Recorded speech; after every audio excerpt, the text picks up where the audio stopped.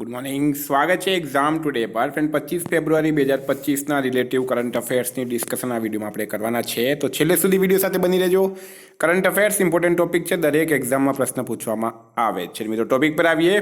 25 ફેબ્રુઆરી 2025 question number 1 છે, હાલમાં વિશ્વ શાંતિ અને સમજ દિવસ ક્યારે મનાવવામાં આવ્યો? હા, તો મિત્રો વાત થઈ છે વિશ્વ શાંતિ અને સમજ દિવસની. એ દર વર્ષે 23 ફેબ્રુઆરીએ મનાવવામાં આવે છે. 23 ફેબ્રુઆરીએ આ દિવસ મનાવવામાં આવે છે. ઇમ્પોર્ટન્ટ ડેટ્સની વાત થઈ તો હાલમાં 22 ફેબ્રુઆરીએ વિશ્વ ચિંતન દિવસ, 21 ફેબ્રુઆરીએ આંતરરાષ્ટ્રીય માતૃભાષા દિવસ, 20 ફેબ્રુઆરીએ વિશ્વ સામાજિક ન્યાય દિવસ, 17 ફેબ્રુઆરીએ વૈશ્વિક પર્યટન લચીલાપન દિવસ, 16 ફેબ્રુઆરીએ રાષ્ટ્રીય બાદામ દિવસ, 15 ફેબ્રુઆરીએ આંતરરાષ્ટ્રીય બાળ કેન્સર દિવસ અને 14 ફેબ્રુઆરીએ વિશ્વ જન્મજાત હૃદય દોષ દિવસ મનાવાયો. તમામ દિવસ ઇમ્પોર્ટન્ટ છે, યાદ રાખો. હાલમાં કયા રાજ્યમાં પ્રથમ ગ્રીન બજેટ રજૂ કરવામાં આવ્યું છે? તો કયા રાજ્યની અંદર પ્રથમ ગ્રીન બજેટ રજૂ કરવામાં આવ્યું? તો મિત્રો રાઈટ આન્સર છે એમાં રાજસ્થાન રાજ્ય. બરાબર, રાજસ્થાન રાજ્યમાં પ્રથમ ગ્રીન બજેટ રજૂ કરવામાં આવ્યું. રાજસ્થાનમાં ઉપમુખ્યમંત્રી અને નાણામંત્રી છે દિયા કુમારી. દિયા કુમારીએ રાજ્યનો પહેલો હરિત બજેટ રજૂ કર્યો છે. આ બજેટ 5.37 લાખ કરોડનો છે. મિત્રો વાત કરીએ આપણે રાજસ્થાનની, તો રાજસ્થાનના સીએમ છે ભજનલાલ શર્મા, રાજ્યપાલ છે હરિભાઉ કિશનરાવ બાગડે અને કેપિટલ છે મિત્રો જયપુર. મિત્રો સીએમ ભજનલાલ શર્માએ 10 ડિસેમ્બરને પ્રવાસી રાજસ્થાની દિવસ મનાવવાની જાહેરાત કરી. નાણામંત્રી નિર્મલા સીતારમણે ઉદયપુરમાં જીએસટી ભવનનું ઉદ્ઘાટન કર્યું. રક્ષામંત્રી રાજનાથ સિંઘે જયપુરમાં સૈનિક સ્કૂલનું ઉદ્ઘાટન કર્યું છે. અજમેરમાં પહેલી વખત અખિલ ભારતીય ટ્રાન્સજેન્ડર સંમેલનનું હાલમાં આયોજન કરવામાં આવ્યું છે. આટલું તમારે રાજસ્થાન વિશે યાદ રાખવાનું છે. હાલમાં આરબીઆઈએ કઈ બેંક પર 39 લાખ રૂપિયાનો મૌદ્રિક દંડ લગાવ્યો? તો રિઝર્વ બેંક ઓફ ઇન્ડિયા દ્વારા કઈ બેંક પર 39 લાખ રૂપિયાનો મૌદ્રિક દંડ લગાડવામાં આવ્યો? તો સિટી બેંક રાઈટ આન્સર છે. બરાબર, સિટી બેંક પર લગાડવામાં આવ્યો. મિત્રો એક પ્રશ્ન અહીંથી એમ બને કે આરબીઆઈએ રેપો રેટમાં કેટલા ટકાની કમી કરી છે? તો 0.25%. 0.25%ની કમી કરી છે આરબીઆઈએ રેપો રેટમાં. એશિયામાં આરબીઆઈએ આર્થિક અને નાણાકીય ડેટા સુધી પહોંચ માટે કયો એપ લોન્ચ કર્યો છે? તો આર્થિક અને નાણાકીય ડેટા સુધી પહોંચ માટે હાલમાં આરબીઆઈ દ્વારા આરબીઆઈ ડાટા નામનો એપ્લિકેશન લોન્ચ કરવામાં આવ્યું છે. કયો છે? આરબીઆઈ ડાટા નામનો એપ્લિકેશન લોન્ચ કરવામાં આવ્યું છે. મિત્રો આરબીઆઈની વાત કરું મેં, તો આરબીઆઈના હાલમાં ગવર્નર કોણ છે? તો એ છે શક્તિકાંત દાસ. આરબીઆઈના નવા ગવર્નર બની ગયા છે, આરબીઆઈના નવા ગવર્નર બની ગયા છે સંજય મલ્હોત્રા. બરાબર, શક્તિકાંત દાસ જે છે એ હવે નરેન્દ્ર મોદીના પ્રિન્સિપલ સેક્રેટરી બની ગયા. એક વસ્તુ આ યાદ રાખવાની છે તમારે. આરબીઆઈની સ્થાપના ક્યારે થઈ હતી? તો 1 એપ્રિલ 1935ના રોજ થઈ હતી. એનું હાલમાં હેડક્વાર્ટર ક્યાં આવેલું છે? તો એ આવેલું છે મિત્રો મુંબઈ ખાતે. વિદ્યાર્થી મિત્રો સ્પેશિયલી કહું છું, specially Gujarat police constable, PSI, LRD, CC mains અને બેલીફ મેન્સ માટે એક્ઝામ ટુડેનું લેટેસ્ટ એક વર્ષનું કરંટ અફેર્સ. આમાં તમને Olympic, Paralympic, Covid, IPL, GI tag, બદલાયા નામ, ભારત ગુજરાતના વર્તમાન પદાધિકારી, પુસ્તક લેખક, company CEO, brand ambassador, awards, GK, sports GK, G20 summit, T20 world cup, FIFA world cup, election GK, Ayodhya GK જેવી ટોટલ ટોપિક વાઇઝ તમને 44થી વધારે કરંટ અફેર્સની પીડીએફ, છેલ્લા એક વર્ષની લેટેસ્ટ મંથલી કરંટ અફેર્સની પીડીએફ, 10,000થી વધારે પ્રશ્નોનો સમાવેશ છે. તો પીડીએફ માટે માત્ર 250 રૂપિયા 9510411961 પર ગૂગલ પે, ફોનપે, પેટીએમ કંઈ પણ કરો, સ્ક્રીનશોટ મોકલી આપો. 2 મિનિટમાં પીડીએફ મળી જશે. મિત્રો ગઈ તમામ એક્ઝામમાં 100% કરંટ અફેર્સ આપણું પૂછાયું છે. હાલમાં મૂડીઝે નાણાકીય વર્ષ 2025માં ભારતની જીડીપી વૃદ્ધિ દર કેટલા ટકા રહેવાનું અનુમાન લગાવ્યું છે? તો 6.4%. બરાબર, મૂડીઝ દ્વારા ફાઇનાન્શિયલ યર 2025માં ભારતની જીડીપી વૃદ્ધિ દર 6.4% રહેવાનું અનુમાન લગાડ્યું છે. એક પ્રશ્ન તમને એમ પૂછવામાં આવે કે એસબીઆઈએ નાણાકીય વર્ષ 2025માં ભારતની જીડીપી વૃદ્ધિ દર કેટલા ટકા રહેવાનું અનુમાન લગાવ્યું? તો 6.3% આવશે. ગુજરાતના કયા જિલ્લામાં સીએમ ભૂપેન્દ્ર પટેલે સ્કૂલ ઓફ અલ્ટિમેટ લીડરશિપનો શિલાન્યાસ કર્યો છે?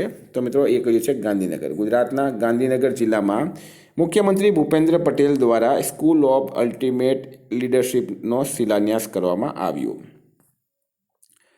નેશનલમાં સેના અધ્યક્ષ જનરલ ઉપેન્દ્ર દ્વિવેદી કયા દેશની 4 દિવસીય આધિકારિક યાત્રા પર ગયા? તો આપણા દેશના સેના અધ્યક્ષ છે જનરલ ઉપેન્દ્ર દ્વિવેદી, અને તેઓ હાલમાં મિત્રો ફ્રાન્સ દેશની, કયા દેશની? ફ્રાન્સ દેશની 4 દિવસીય યાત્રા પર ગયા છે. તો ફ્રાન્સ અહીંયા રાઈટ આન્સર છે. બરાબર, કયા દેશની? ફ્રાન્સ અહીંયા રાઈટ આન્સર થશે.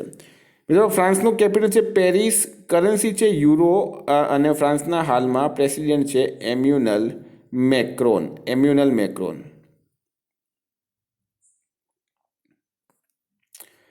હાલમાં કયા દેશે નવો બેટ કોરોના વાયરસ શોધ્યો, જેને HKU5CoV2 નામ અપાયું છે? તો મિત્રો ચાઇના દેશે શોધ્યો છે. ચાઇના દેશમાં આ એક નવો વાયરસ મળી આવ્યો. ચાઇના મિત્રો હંમેશા નવા વાયરસ ઊભા કરતી હોય છે. હવે તમને વાત કરું મેં ચાઇનાની, તો ચાઇનાની બોર્ડર 14 દેશો સાથે લાગે છે, દુનિયામાં સૌથી વધારે છે. બરાબર, 34મો ITTF ATTU એશિયાઈ કપ ચીનમાં શરૂ થયું. ચીન દક્ષિણ સાગરમાં ગહેરા પાણીમાં અંતરિક્ષ સ્ટેશન બનાવશે. પનામા ચીન બેલ્ટ એન્ડ રોડ ઇનિશિયેટિવથી બહાર થઈ ગયો છે. 9મો એશિયાઈ શીતકાલીન એટલે કે વિન્ટર રમત ચીનમાં શરૂ થયું છે. હાલમાં કોની અધ્યક્ષતામાં પુણેમાં પશ્ચિમ ઝોનલ કાઉન્સિલની 27મી બેઠક યોજાઈ? તો મિત્રો એ યોજાઈ છે અમિત શાહની અધ્યક્ષતામાં પુણે ખાતે આ બેઠકનું આયોજન કરવામાં આવ્યું છે. બેઠકમાં મહારાષ્ટ્ર, ગુજરાત અને ગોવાના મુખ્યમંત્રીઓ હાજર રહ્યા. હાલમાં કયા મંત્રાલયે બેરાઇટ, ફેલ્સપર, અભ્રક અને ક્વાર્ટ્ઝને પ્રમુખ ખનિજોના રૂપમાં વર્ગીકૃત કર્યા? તો મિત્રો ખાણ મંત્રાલય રાઈટ આન્સર છે. ખાણ મંત્રાલયે બેરાઇટ, ફેલ્સપર, અભ્રક અને ક્વાર્ટ્ઝને પ્રમુખ ખનિજોના રૂપમાં વર્ગીકૃત કર્યા છે. એશિયામાં કઈ IITએ એશિયાની પહેલી વૈશ્વિક હાઇપરલૂપ સ્પર્ધાની મેજબાની કરી છે? કઈ IIT? તો IIT મદ્રાસ રાઈટ આન્સર છે. IIT મદ્રાસે એશિયાની પહેલી વૈશ્વિક હાઇપરલૂપ સ્પર્ધાની મેજબાની કરી છે. મિત્રો હાલમાં IIT મદ્રાસ એશિયાના સૌથી મોટા તરંગ બેસીનનું અનાવરણ પણ કર્યું, અને IIT મદ્રાસે સ્વદેશી અંતરિક્ષ ચિપ IRIS પણ વિકસિત કરી છે. એશિયામાં ભારત આગલા 5 વર્ષોમાં કયા દેશના 1500 સિવિલ અધિકારીઓને પ્રશિક્ષણ આપશે? તો રાઈટ આન્સર છે શ્રીલંકા. બરાબર, ભારત નેક્સ્ટ 5 યર માટે 1500 સિવિલ અધિકારીઓને પ્રશિક્ષણ આપશે. શ્રીલંકા રાઈટ આન્સર છે. તો ભારતના રાષ્ટ્રીય સુશાસન અને શ્રીલંકા વિકાસ પ્રશાસન સંસ્થાને આના માટે કરાર કર્યો. મિત્રો વાત કરું મેં શ્રીલંકા, તો PM છે હારિની અમરસુરિયા અને પ્રેસિડેન્ટ છે અનુરા દિસાનાયકે. નેશનલમાં નીતિ આયોગના CEO BVR સુબ્રમણ્યમનો કાર્યકાળ કેટલા વર્ષ વધારવામાં આવ્યો છે? તો 1 વર્ષ વધારવામાં આવ્યો. નીતિ આયોગના ચીફ એક્ઝિક્યુટિવ ઓફિસર છે BVR સુબ્રમણ્યમ, એમનો કાર્યકાળ 1 વર્ષ માટે વધારવામાં આવ્યું છે. National institution for transforming India નીતિનું પૂરું નામ છે. એશિયામાં કયા દેશની સંસદે ચીન સાથે $8 બિલિયન રેલ સંપર્કને મંજૂરી આપી?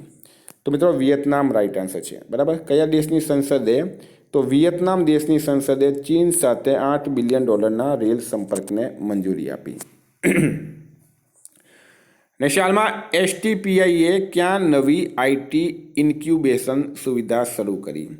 તો STPI દ્વારા કઈ જગ્યાએ નવી IT ઇન્ક્યુબેશન સુવિધા શરૂ કરવામાં આવી?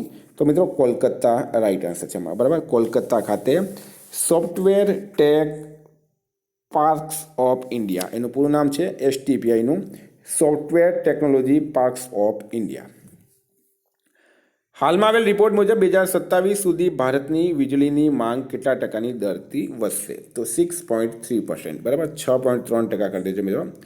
6.3% રાઈટ આન્સર છે. બરાબર, 6.3%.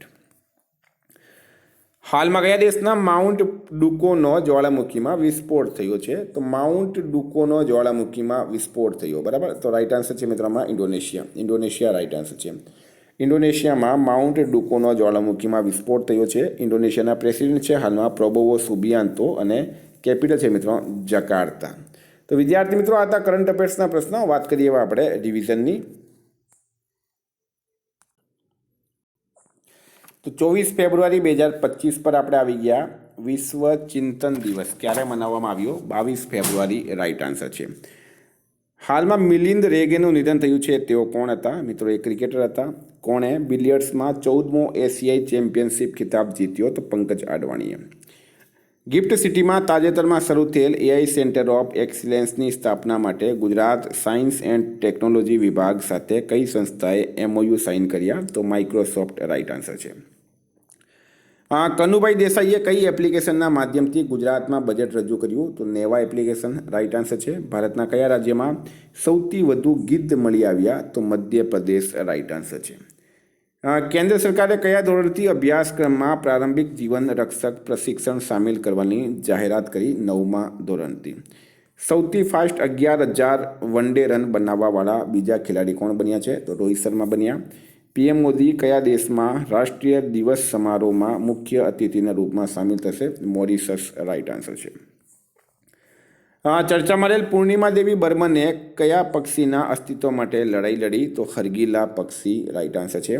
હાલમાં આંતરરાષ્ટ્રીય કલા પ્રદર્શનીનું ક્યાં આયોજન કરાયું? તો એ મિત્રો હૈદરાબાદ ખાતે કરવામાં આવ્યું છે. પૂસા કૃષિ વિજ્ઞાન મેળો 2025 ક્યાં શરૂ થયું? તો એ થયું છે ન્યૂ દિલ્હી ખાતે. હાલમાં કયા દેશે BOBPIGOની અધ્યક્ષતા કરી? તો ભારત રાઇટ આન્સર છે. ક્યાં 139 કલાકારોએ સળંગ 14 કલાક નૃત્ય કરી વર્લ્ડ રેકોર્ડ બનાવ્યો? તો ખજુરાહો રાઇટ આન્સર છે. હાલમાં કયા રાજ્યની સરકારે નયનામૃતમ 2.0 નામક એક AI સંચાલિત નેત્ર તપાસ પહેલ શરૂ કરી? તો કેરળ રાઇટ આન્સર છે.